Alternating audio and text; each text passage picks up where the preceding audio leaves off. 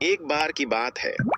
एक शांत और हरे भरे गांव में एक प्यारी सी मुलायम बिल्ली रहती थी, जिसका नाम था मीमी।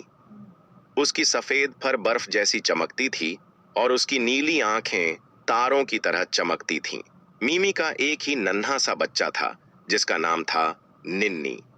निन्नी बहुत छोटा, चंचल और जिज्ञासु बिल्ली का बच्चा था।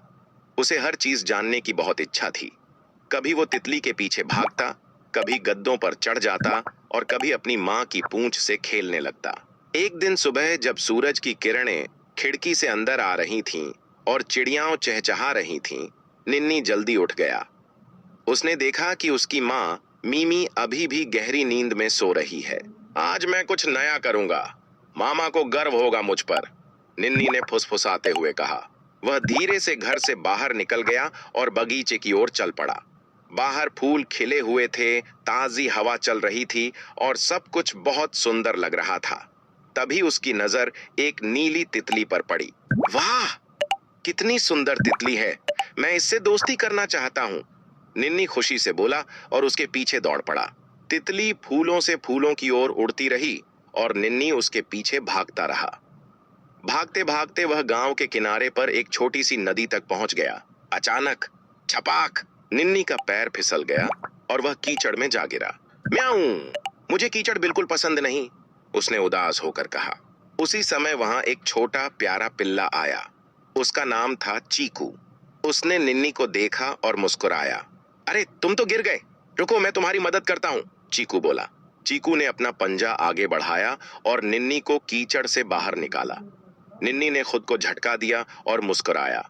धन्यवाद, तुम बहुत अच्छे हो, निन्नी ने कहा। इसके बाद वे दोनों नदी किनारे बैठ गए, पत्थर फेंके और बातें करने लगे। धीरे धीरे वे अच्छे दोस्त बन गए।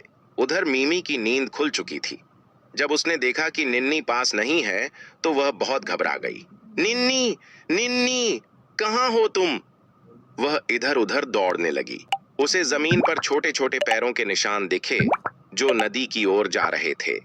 वह उन्हें फॉलो करते हुए वहां पहुंची और वहां उसने देखा निन्नी और चीकू मिलकर खेल रहे थे।